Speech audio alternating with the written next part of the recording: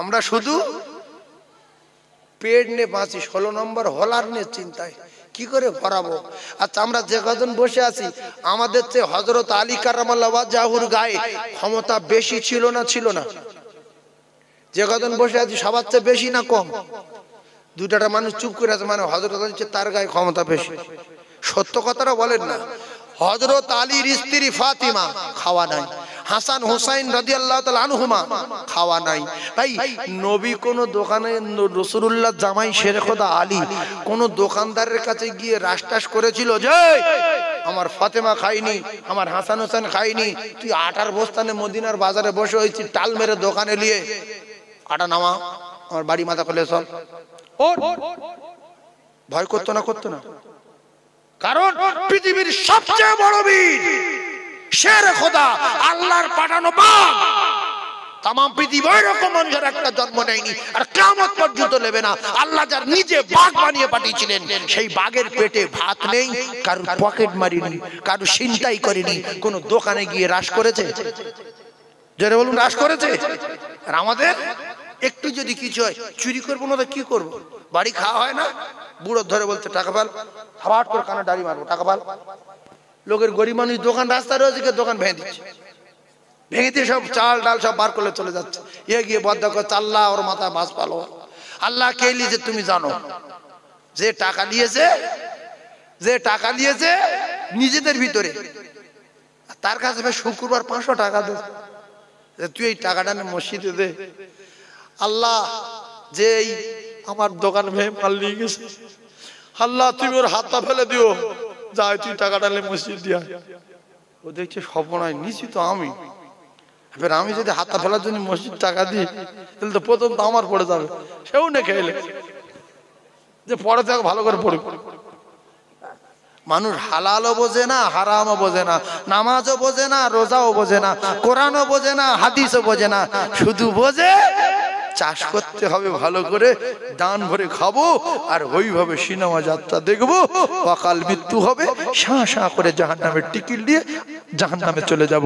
আল্লাহর রাস্তায় আমি আপনাদেরকে জানিয়ে দেই, পাশে কবর, পাশে কবর, কবরে যখন মানুষ যাবে, ও কলিজার টুকরা ভাইয়েরা আপনারা শুনেছেন, কবরে যখন মানুষ যাবে, মানুষ যখন মারা যাবে, আমার আল্লাহ পাক ওই মানুষটার নাম পৃথিবীর জমিন থেকে মুছে দেবে। নাম্বার 1, ওই মানুষটার নাম দুনিয়া থেকে সেকেন্ডের ভিতরে মুছে দেবে।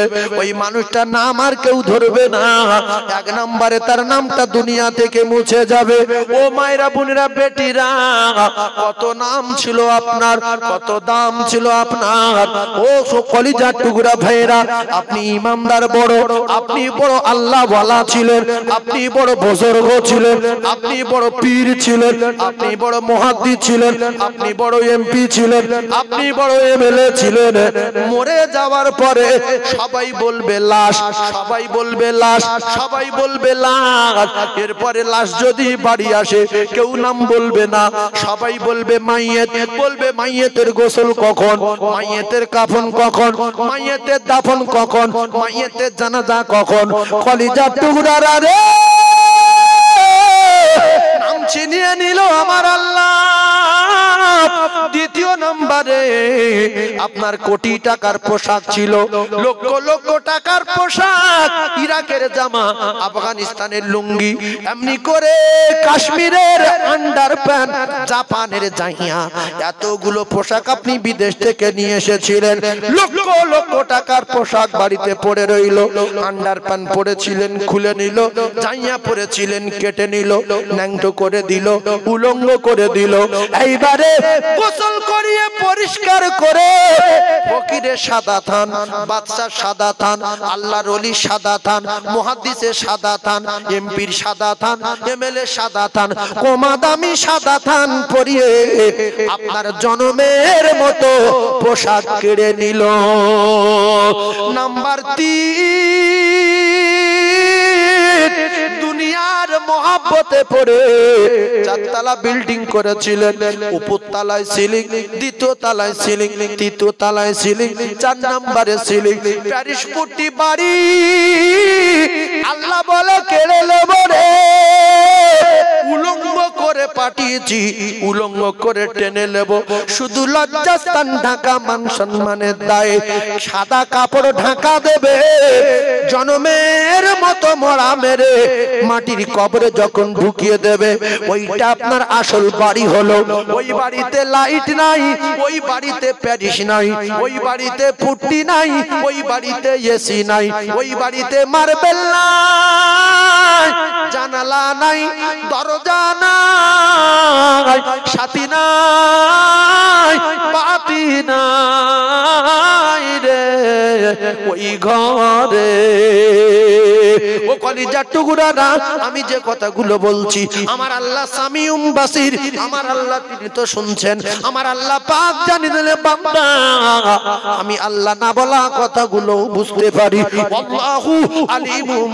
বিজাতিস সুদূর কে নামাজ পড়তে যায় না কেন চুরি করতে যায় কেন চিটিং করতে যায় কেন গোনার কাজ করতে যায় কেন দিঘায় যায় কেন বকখালি যায় কেন কেউ না জানে আমি আল্লাহ জানি রে বুদ্ধিমান ছেলেরা বুদ্ধিমতী নারীরা আল্লাহর কসম যখন অন্যায় করো তখন একটা বার ভাববে পৃথিবীর কেউ না জানে আমার আল্লাহ তো জানে রে ওয়া নাহানু আকরাবু ইলাইহি মিন হাবিলিল ওয়ারিদ আজকের পয়লা জানুয়ারি এক মাস দু মাস 6 মাস আগে থেকে সব ঠিক করে নিয়েছে কোন জঙ্গলে যাব কোথায় যাব এই এই এই বটতলায় যাব নাকি ওই ফাঁকায় যাব না পাম্পের বাড়ে যাব কে কোথায় যাবে 2-3 মাস আগে সব ঠিক হয়ে গেছে না নাই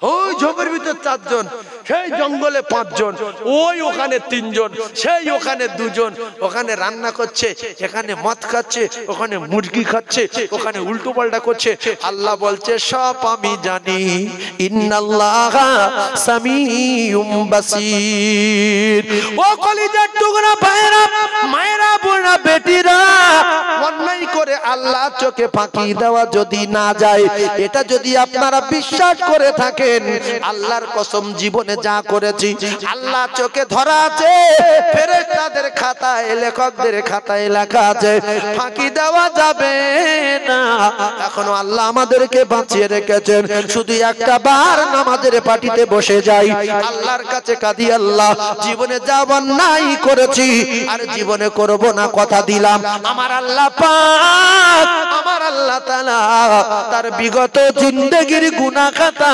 মাফ করে দেবে রে জোরে বলুন আরো জোরে বলুন সুবহানাল্লাহ ও সোনার চাঁদেরা যুবকেরা জওয়ানেরা একটুখানি ভাবেন কোথায় ছিলাম কোথায় এলাম কোথা থেকে আল্লাহ কোথায় পাঠিয়ে দিল আবার কোথায় যাব সেখানে বা কতদিন থাকবো সে জায়গাটা কি রকম আর কি জীবনে দুনিয়া আসবো না না না আর জীবনে দুনিয়া আসবো না সে জায়গার সুখ শুরু হবে সে জায়গার শান্তি শুরু হবে আল্লাহ পাক জানিয়েছেন জীবনে কোনোদিন শেষ হবে না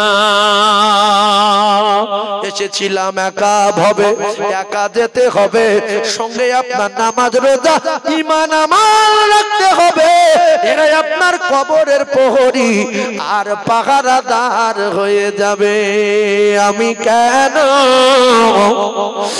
একা করে যাব আমি কেন একা করে যাব নবীর কলেমা আমার সঙ্গের সাথী নামাজ হবে মোট গোরের বাতি রোজা হবে মোট মাথার সাথী আমি তাদের সাথে রব আমি কেন একা করে যাব আমি কেন একা করে যাব আজরাইল যখন ধরবে কোষে আর কাঁদবে পাশে সবাই বসে ওই আমি ঠান্ডা হয়ে রব আমি কেন একা করে যাব আমি আমি কেন একা ঘরে যাব ছাদ হবে মোর বাঁশের কাটি ছাদ হবে মোর বাঁশের কাটি আর মাটি দিয়ে মোর দেবে গো ঢাকি ওই আমি অবাক হয়ে রব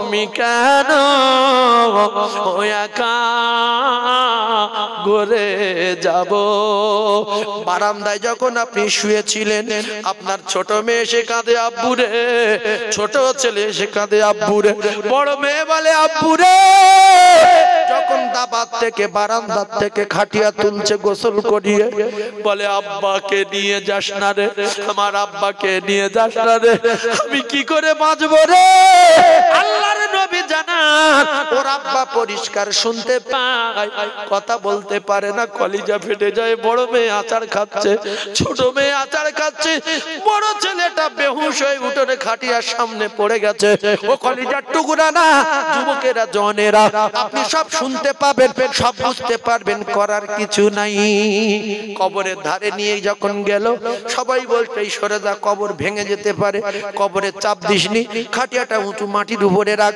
আস্তে করে ধর তোলার থেকে গামছা ঢুকিয়ে দে গামছা ঢুকিয়ে দিয়ে বলছে লা ইলাহা ইল্লাল্লাহু মুহাম্মাদুর রাসূলুল্লাহ বিসমিল্লাহি ওয়া ফি সাবিলিল্লাহি ওয়া আলা মিল্লাতি রাসূলুল্লাহ দোয়া দরুদ পড়ছে তারপরে বুঝতে পারলো শুইয়ে দিল রে মাথার ধারে যে ছিল বলছে তুই মাটি চাপ দিয়ে উঠে পড়ে না হাত ধরে টানি দেখছি এত উঠে গেল পায়ের ধারে যে ছিল উঠে গেল নবী বলে সবকিছু জানতে পারে শুনতে পায় কিছু বলতে পারে না এরপরে দেখা গেল কবরে সেই আতালি দেওয়া শুরু করলো চেলি দিল আওয়াজ হচ্ছে মিনহা খলাকনাকুম মাটি দিচ্ছে আমার এই মাটি দিচ্ছে মিনহা খলাকনাকুম ওয়া ফিহা নুঈদুকুম ওয়া মিনহা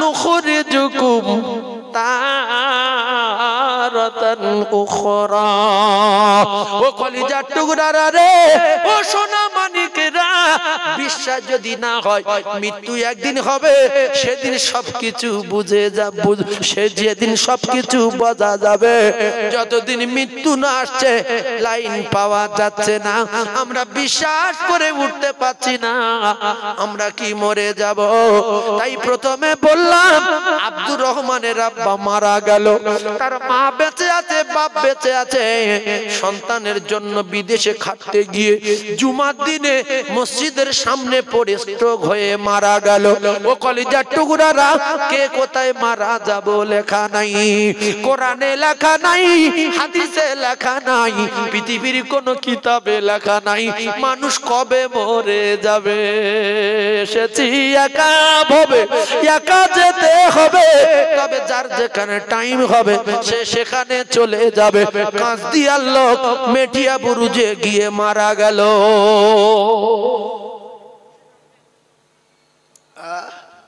ও লোক যদি জানতো আমি মরে যাব ভ্যান চালাতে যেত কিন্তু বাড়ি পড়ে মরি এই জন্য আল্লাহ লেখেনি কারণ জানেন যে সোয়াদে মারব এর যদি বলে দেই সামনের সপ্তাহে মঙ্গলবার দুপুরবেলা দুটোর সময় মরে যাবে এ তো এক সপ্তাহ আগে থেকে হাটফেল করবে বারবার বেহুশ হবে আর বারবার হুঁশ আসবে এর যদি বলে দেই 2024 সালে অমুক মাসে অমুক সময় মরে যাবে এই 1-2 বছর আগে থেকে খাওয়া দাওয়া ছেড়ে দেবে আর 1 বছর বাঁচবো আমি কি করবো কি এটা কি মাস বলছে এটা পৌষ মাস আমি চৈত্র মাসের 2 তারিখে মরে যাব এই চিন্তায় চিন্তায় পাগলা হয়ে যাবে না আর সুস্থ লোক গাড়ি চালিয়ে চলে গেল শট করে মরে গেল ও জানতো না যে আজকে আমার এই গাড়ি চালানো শেষ এই বাড়ি যাওয়া শেষ এই ঘুম শেষ এই খাওয়া শেষ রাসূলুল্লাহ বললেন তোমরা যদি প্রত্যেকটা আমলে শেষ মনে করো প্রত্যেকটা ইবাদতে শেষ মনে করো তাহলে ইবাদতে মহব্বত পয়দা হবে যে এই নামাজ শেষ এই শোয়া শেষ এই খাওয়া শেষ তাহলে শেষ কাজ কি করবে দস্তরখানা বিছাবে তাহলে ভাত লিয়া আর 3 মিনিট বাকি আছে, মরে যাবে, ভাত লিয়া। আল্লাহুম্মা বারিক লানা ফিমা রাযাকতানা ওয়া কিনা আযাবান নার। মানে ভাত খা দোয়া পড়ে নিল, তো মরে যাবে, আমল করছে। এবারে ভাত সামনে আসলো, ভাত সামনে এসে দোয়া পড়ে নিল, এবার বিসমিল্লাহি ওয়া আলা বারাকাতিল্লাহ রব্বানা লাকাল হামদ ওয়া লাকাল শুকর। কারণ খুব সহিভাবে আমলের সঙ্গে খাচ্ছে। এখানায় বরকত আছে না নাই? এখানায় বরকত আছে না নাই? আর যখন মৃত্যুর কথা ভাবে না, যে এখন শরীর কাঁটা বাদলে আয়, তুলটা ঢেকে দিচ্ছি, তুলটা ঢেকে দিচ্ছি, বলছে কাকা 1 মিনিটই খেয়ে নিয়ে, বলতো আর কি করবো। নামাজ পড়ছে যদি শেষ নামাজ মনে করতো, আল্লাহু আকবার সুবহানাকাল্লাহু ওয়া বিহামদিকা ওয়া তাবারাকা ইসমুকা ওয়া তাআলা জাদ্দুকা লা ইলাহা গায়রুক। বিসমিল্লাহির রহমানির রহিম আলহামদুলিল্লাহি রাব্বিল আলামিন আর রহমানির রহিম মালিকি ইয়াউমিদ্দিন ইয়াকা না'বুদু ওয়া ইয়াকা নাস্তাঈন ইহদিনাস সিরাতাল মুস্তাকিম সিরাতাল লাযীনা আন'আমতা আলাইহিম গায়রিল মাগদুবি আলাইহিম ওয়ালাদ-দাল্লিন। এরকম কাঁজার পড়ছে কেন? কাঁজার পড়ছে কেন বলেন? হ্যাঁ, শেষ নামাজ, শেষ নামাজ আমলে মহব্বত পয়দা হবে না, হবে না? আর না তো নামাজ এখন বহুদিন সময় আছে। আল্লাহু আকবার, ছানাফানা কিছু না পড়ে আলহামদুলিল্লাহি রাব্বিল আলামিন গায়রিল মাগদুবি আলাইহিম কুল হুয়াল্লাহু কুফুয়ান আহাদ। আল্লাহু আকবার, মানে কি বলছে আর কি বাদ দিচ্ছে আল্লাহ পাক জানে। একসঙ্গে দুজন নামাজ পড়তে দাঁড়িয়েছি পার্টিতে, আমি নিয়ে পার্টি দাঁড়ানো দোয়া পড়লাম, ইন্নী ওয়াজ্জাহতু ওয়াজহিয়া লিল্লাযী ফাতারাস সামাওয়াতি ওয়াল আরদা হানিফান ওয়া মা আনা মিনাল মুশরিকিন। আল্লাহু আকবার, সুবহানাকাল্লাহ। ও দেখেন 2 রাকাত পড়ে সালাম ফিরছে, ও কিচ্ছু বলেছে? আর নামাজ হবে হবে না? এই যে বেতের নামাজ আমরা পড়ি, এশার নামাজ, বেতের নামাজ আছে না নাই? জোরে বলেন, বেতের নামাজ কি? আল্লাহ 2 রাকাত নামাজ পড়ে আল্লাহু আকবার। এই যে বেতের নামাজে সূরা ফাতিহা পড়ি, একটা ছোট সূরা মিলিয়ে যে আল্লাহু আকবার বলে, এ কি পড়তে হয় গো? এই ঠিক বলে দোয়া কুনুত। দোয়া কুনুত কি রকম? আল্লাহু আকবার আল্লাহুম্মা নাস্তাইনুকা ফিরুকা মিনুকা ইন্না তাওয়াক্কাল আলাইকা নুসনি খায়র ওয়া নাকশাযাবাকা বিল কুফার মুলহিক। আল্লাহু আকবার। হাজারো মুসলমান বলেছে ঠিক বলেছে বেতের নামাজের ওই দোয়া, কিন্তু না। আল্লাহু আকবার। আল্লাহুম্মা ইন্না নাস্তাঈনুকা ওয়া নাস্তাগফিরুকা ওয়া নু'মিনু বিকা ওয়া নাতাওয়াক্কালু আলাইকা ওয়া নুসনি আলাইকাল খায়র ওয়া নাশকুরুকা ওয়া লা নাকফুরুকা ওয়া নাখলাউ ওয়া নাতরুকু মান ইয়াফজুরুকা। আল্লাহুম্মা ইয়্যাকা না'বুদু ওয়া লাকা নুসাল্লি ওয়া নাসজুদু ওয়া ইলাইকা নাসআ ওয়া নাহফিদু ওয়া নারজু রাহমাতাকা ওয়া নাখশা আযাবাকা ইন্না আযাবাকা বিল কুফারি মুলহিক। আল্লাহু আকবার। আল্লাহু আকবার। আল্লাহ নাস্তাইনুকা নাসতাগফিরুকা ওয়া মিনকা তাওয়াক্কালু আলাইকা নুসনি খায়র ওয়া নাখশা আযাবাকা বিল কুফারি মুলহিক। আল্লাহু আকবার। সব বাংলাদেশে কিচ্ছু বলিনি। এই জন্য 100 নামাজিদের ভিতরে 99 জন নামাজ হয় না, একজনের কোন রকমে হচ্ছে, তাই আল্লাহ পাক এখনো আমাদের সুস্থ রেখেছে। যেদিন আপনি বুঝতে পারেন কেউ নামাজ হয় না, নামাজ হয় না, নামাজ যদি হতো নামাজীদের চরিত্র পরিবর্তন হয়ে যেত। আল্লাহর কসম, আল্লাহ বলেছেন ইন্নাস সালাতা তানহা আনিল ফাহশাই ওয়াল মুনকার। ও যদি কোনদিন নামাজ হতো, ওর দ্বারাই বাজে কাজ হতো না, হতো না, হতো না। নামাজের तमाम বাজে কাজ থেকে বাঁচাতো। তুমি নামাজ পড়ো সুদ খাও, নামাজ পড়ো চিটিং করো, নামাজ পড়ো তাস খেলো, নামাজ পড়ো লটারি টিট করো, নামাজ পড়ো ছেলের বিয়েতে টাকা লাও, নামাজ পড়ো লোকের কলিজায় আগুন লাগাও, নামাজ পড়ো হক ফাঁকি দাও, নামাজ পড়ো ভিডিও দেখো, নামাজ পড়ো নোংরা নোংরা ছবি দেখো। ইন্নাল মুনাফিকিনা ফিদ-দারকিল আসফালি মিনান নার। এই নামাজি লোক লটারি টিকিট কাটে না, কাটে না? জোরে বলেন, কাটে না, কাটে না? নামাজি লোক তাস খেলে না, খেলে না? নামাজি লোক এর পরেও নোংরা নোংরা ছবি দেখে। নামাজি লোক হক ফাঁকি দেয়, আলটালে। যদি নামাজি লোক আলটালে, এর নামাজ কোনদিন হয় না। ইরাউনান নাস ওয়ালা ইয়াযকুরুনাল্লাহা ইল্লা কলিলা। কলিজার টুকরা ভাইরা বোঝার চেষ্টা করুন। আমি আপনাদেরকে বোঝাতে চাচ্ছি, নামাজ আর কবর, নামাজ আর কবর, নামাজ আর কবর। একটু বোঝে জীবনের শেষ নামাজ যদি মনে করতাম আমলে মহব্বত পয়দা হতো। এজন্য রাসূলুল্লাহ বলেন তোমরা যখন নামাজ পড়বে মনে করবে জীবনের শেষ নামাজ। আর নামাজ পাবো না, কারণ কোরআনে লেখা নাই, হাদিসে লেখা নাই, পৃথিবীর কোন কিতাবে লেখা নাই মানুষ কখন মারা যাবে। 1 সেকেন্ডের ভিতরে মারা যেতে পারে, 2 মিনিটের ভিতরে মারা যেতে পারে, 10 মিনিটের ভিতরে মারা যেতে পারে। সেজন্য আমি আপনাদেরকে জানিয়ে দিয়ে যাই, ছোট্ট একটা রাসূলুল্লাহর কথা মাথায় রাখেন। রাসূল বললেন আলী তুমি ঘুমিয়ে যাও, ঘুমিয়ে যাও। সকাল হলে সকালবেলা আমানতের মালগুলো নিজে হাতে বন্টন করে দেবে। সকাল হবে আলী সকালবেলা আমানতের মাল বন্টন করে দেবে। কিতাবে লেখা রাসূলুল্লাহ বিদায় নিলেন, সকাল হয়ে গেল। সাহাবায়ে কেরাম জিজ্ঞাসা করলেন আলী যে রাতে রাসূলুল্লাহর মাথা কাটা রাত, ওই রাতে তুমি ঘরের ভিতরে একা, তোমার কি ঘুম হয়েছিল? আলী বললেন বাবা না, আমি আজকের রাতে এমন ঘুম ঘুমিয়েছি ইতিপূর্বে কোনদিন এত সুন্দর ঘুম ঘুমাতে পারি না। কারণ হলো আল্লাহ নবী বলতেন এই ঘুম শেষ ঘুম, এই নামাজ শেষ নামাজ, এই দোয়া শেষ দোয়া, এই রোজা শেষ রোজা, এই শোয়া শেষ শোয়া। ও কলিজার টুকরারা, আল্লাহর নবী আজকে বলেছেন আলী আমি বিদায়, তুমি আমার চাদর গায়ে দিয়ে ঘুমিয়ে যাও। সকাল হয়ে যাবে, সকালবেলা আমানতের মালগুলো নিজে হাতে বন্টন করে দেবে। আমি আলী কাররামাল্লাহু ওয়াজহু ভাবলাম আমি যদি মারা যাই তাহলে মাল বিলি করার পরে মরবো, রাতের ভিতরে মরবো না। তাই আমি নিশ্চিন্তে রাতে ঘুমিয়েছিলাম। জোরে বলুন। আর আমরা যদি কঠিন রোগগ্রস্ত হয়ে যাই বড় বড় ডাক্তারের টার্গেট করি, অমুক ডাক্তার দেখালে বেঁচে যাব, অমুক ডাক্তার বিরাট ডাক্তার, মরা মানুষ বাঁচিয়ে তোলে। খবর নিয়ে দেখেন সে ডাক্তারও মরে গেছে, আছে না নাই? ডাক্তারের বাপও গেছে, ডাক্তারের মাও গেছে, আরে ওই ডাক্তারের কাছে রুগী গিয়েছিল সেও মরে গেছে। পৃথিবীর জমিনে কেউ কোনো কায়দাবাজি করে বাঁচতে পারেনি, আর কিয়ামত পর্যন্ত পারবে না। কুল্লু নাফসিন যায়িকাতুল মাউত, প্রত্যেকটা নফসের মৃত্যুর স্বাদ গ্রহণ করতে হবে। এটাই অতি সত্য, অতি সত্য, অতি সত্য কথা। ঠিক না বল? জোরে বলে।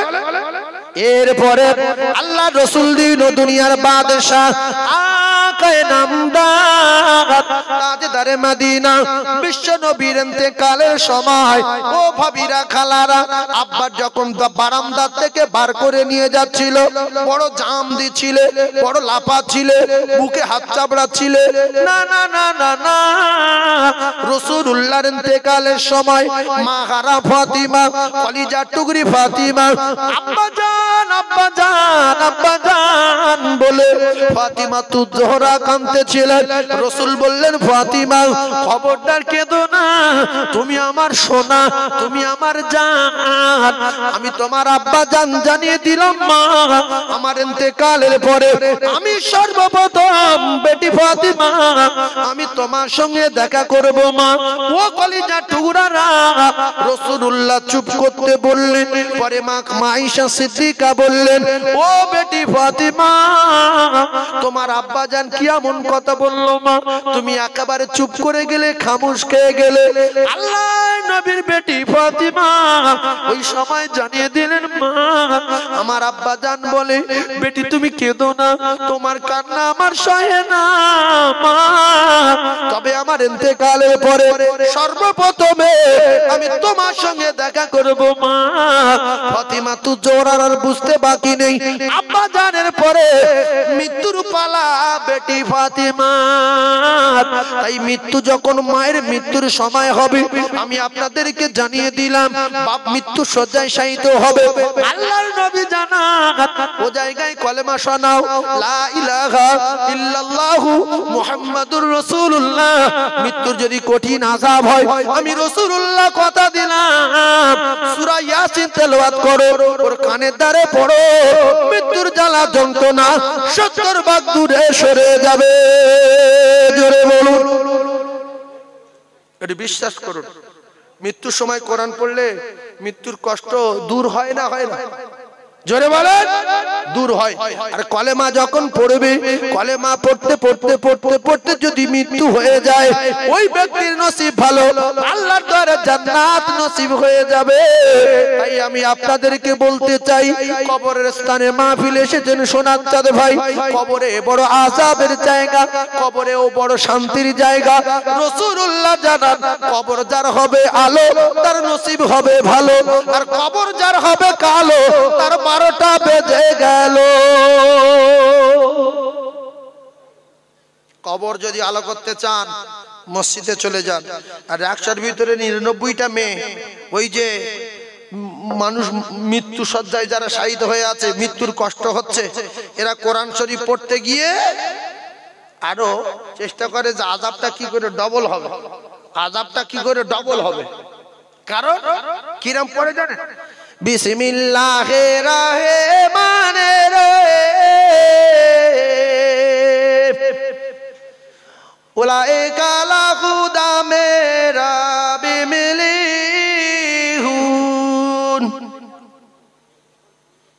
আরে মুখ্য পুরুষ এরা কিচ্ছু বোঝে না, এরা সারা জীবন অপমান হবে সমাজে, সারা জীবন অপমান হবে মসজিদে, সারা জীবন অপমান হবে গ্রামে, সারা জীবন অপমান হবে নামাজে। কারণ যার ভিতরে কোরআন নাই, যে সূরা ফাতিহা সহি জানে না, যে সূরা ফাতিহা ভুল পড়ে, এর নামাজ হবে না, হবে না, হবে না। কোন রকমে মসজিদে যাবে আর গুনার পাহাড় মাথায় করে নিয়ে আসবে। এই জন্য ওস্তাদের যারা বিউজ্জতি করে, ওস্তাদের যারা অপমান করে, এদের সারা জীবন ভুগতে হয়। আমাদের প্রত্যেকের ওস্তাদের নাম বিশ্বনবী হাবিবুল্লাহ। ইন্নামা বুইস্তু মুআল্লিমান। আল্লাহ পাকের দোস্তকে আমার আল্লাহ তামাম জ্ঞানীর জ্ঞানী, তামাম মানবের শিক্ষক হিসেবে পৃথিবীর জমিনে পাঠিয়েছেন। জোরে বলুন। যদি বলেন তাতে আমাদের অসুবিধা কি? আল্লাহ রাসূল বলেছেন, তালাবুল ইলম ফরিদাতুন আলা কুল্লি মুসলিম। প্রত্যেকটা মুসলমান বেটা ছেলে মেয়ে ছেলেকে দ্বীন শিক্ষা করা, ইলম শিক্ষা করা আমার আল্লাহ ফরজ করে দিয়েছে। তবে কিছু কিছু মা বাপের জ্ঞান গম্যি এত বেশি, নবীর চেয়ে বেশি। এই নবীর চেয়ে যে মা বাপের জ্ঞান বেশি, তার ছেলে মেয়েগুলো সর্বনাশ হয়ে গেছে। কারণ অনেক মা বাপ আছে ছেলে মেয়েগুলো নিয়ে লক্ষ লক্ষ টাকা খরচ করে ইংলিশ শেখালো, ডাক্তার করালো, লয়ার করালো, মাস্টার করালো, আপনার কিনা আইপিএস অফিসার করালো, বড় মানে কমান্ডার তৈরি করলো, কিন্তু কোরআনটা পড়ালো না বলে দুর্ভাগ্য, নসিব খারাপ। ওই বেটাটা বাপের জানাজার ইমাম হতে পারলো না। ওই বেটা কোটি টাকার মালিক হয়ে হজে গেল, রাসূলুল্লাহ রওজার ধারে এক পাতা কোরআন শরীফ পড়ে রসুলকে শোনাতে পারলো না। হজে গিয়ে জামা বড় বড় কিনে নিয়ে গায়ে দিয়ে এসে মাথায় কালো বেড়ি পরে মসজিদে গিয়েছে। মসজিদের লোক বলছে, হাজী সাহেবের পিছনে আজকে নামাজ পড়বো, ইমাম নেই, মুয়াজ্জিনও নেই। বলছে আমি পারবো না, কারণ আমি কোরআন জানি না। ওখানে অপমান। শ্বশুর বাড়ি গিয়েছে, শ্বশুর এলাকার লোক বলছে, হাই সাহেব নামাজ পড়াও, বলছে আমি অসুবিধা আছে, পারবো না। হাতে পায়ে ধরছে, বলছে তাহলে জোহরের নামাজ পড়াতে পারবো, মাগরিব এশায় পড়াবো না। কখন পড়াবে? কেন বলেন তো দেখি? বলতে হবে ওর 4 তলা বাড়ি, 8-10টা গাড়ি, মসজিদে ভ্যানওয়ালার বেটা বলছে, কাকা দোয়া কুনুতটা বলুন দেই কাকা, তুমি তো বহুদিন নামাজ পড়ছো। তখন বলছে আমি না জানি তোর বরং চোবরাটা করতে পারবে, দোয়া কুনুত পড়তে পারবে না, জিভ ঢুকে যাবে। এইবার যদি বলে যে আমার ছেলে মাধ্যমিক পাশ করে কোরআন শরীফ শিখিয়ে দিয়েছি, না কিচ্ছু না। কোরআন শরীফ এক কানা শিখতে পারিনি। কোরআন শিখতে হলে বিশেষ করে ছোটবেলায় ভালো ওস্তাদ ধরে যদি তার তিলের সঙ্গে কোরআন শিখে নিতেন, আপনার ওই মাস্টার ছেলেটা, ডাক্তার ছেলেটা, লয়ার ছেলেটা, ইঞ্জিনিয়ার ছেলেটা হঠাৎ কলকাতায় নামাজ পড়তে গিয়েছে, গিয়ে দেখছে ইমাম সাহেব শরীর খারাপ, অসুস্থ, নামাজ পড়ানোর লোক নেই, ডাক্তার সাঁ করে দাঁড়িয়ে গেল। কারণ ডাক্তার কোরআন ভালো পড়তে পারে, খুতবা দেবে। গ্রামে এসে দেখছে মসজিদের চাকরি করি মুর্শিদাবাদে, মসজিদে ইমামের মা মারা গেছে, মুয়াজ্জিনের শাশুড়ি শরীর খারাপ চলে গেছে, ওই মাস্টার এসে মসজিদে খুতবা দিয়ে জুমার নামাজটা পড়িয়ে দেবে। এলাকার মানুষ ভাববে যে মাস্টার এত সুন্দর সুন্দর কোরআন পড়তে পারে। আসলে ওর মা বাপ ভালো ছিল, ছোটবেলা ওর ইংলিশের সঙ্গে, অঙ্কের সাথে, বাংলার সাথে, হিন্দির সাথে কোরআনও একটা টিউশনি আকারে 1-2 মিনিট করে দিয়েছিল। তাই ওর সারা জীবনটা সসম্মানে ইজ্জতের সঙ্গে পৃথিবীর জমিনে কাটবে। আর কোরআন যদি ভিতরে না থাকে, সারা জীবন অপমান, কবর থেকে অপমান, হাসরে অপমান, মিজানে অপমান, সব জায়গায় শাস্তি কিনবে। দুনিয়ায় শ্বশুর বাড়ি গিয়ে অপমান। হ্যাঁ, বিরাট 4তলা বাড়ি, 8-10টা গাড়ি, শালি মাদ্রাসায় পড়ে, বলছে দুলা ভাই শুনেছি নাকি বিএড কমপ্লিট করেছো, এইটা বলে দাও তো। পড়াটা লেখা আছে কি, আলিফ লাম মিম যালিকাল কিতাবু লা রাইবা ফিহি হুদাল লিল মুত্তাকিন। বলছে আমি জানি না। তুমি পড়োনি? এত বড় লোক তোমার আব্বা পড়ায়নি? না, পড়তে পারি না। ছি ছি ছি ছি ছি, ওখানে অপমান। অবুঝ মেয়ে বলছো মা দুলাভাই এটা পড়াটা বল দিতে পারে না, তুমি বললো অনেক লেখাপড়া জানে, কিছু জান এই সামান্য কায়দার পড়া জানে না। আচ্ছা, কায়দা পড়তে গেলে কি 1-2 লাখ টাকা খরচা হয়? ফ্রি। দুটো পায়ে ধরছি, কোরআন শরীফের ভিতরে একটা সূরা আছে, সূরা মুলক। ওইটা যদি আমল করে মরতে পারেন, রাসূলুল্লাহ বলেছে এই সূরা মুলক ওর সঙ্গে কবরে যাবে, গিয়ে ওর কবরের প্রহরী আর পাহারাদার হয়ে যাবে। জোরে বলুন। এখন কে কে সূরা মুলক পড়তে পারেন একটুখানি আল্লাহর রাস্তায় হাত তুলে দেখাবেন, যদি 1-8 জন পড়তে পারেন। ওই তো হাত তুলেছে, একজন হাত তুলেছে। তাহলে মানুষ দুনিয়ায় কি হয়েছে দেখেন, আপনারা বিচার করেন। আমরা কোথায় যাব? আমরা কোথায় যাব?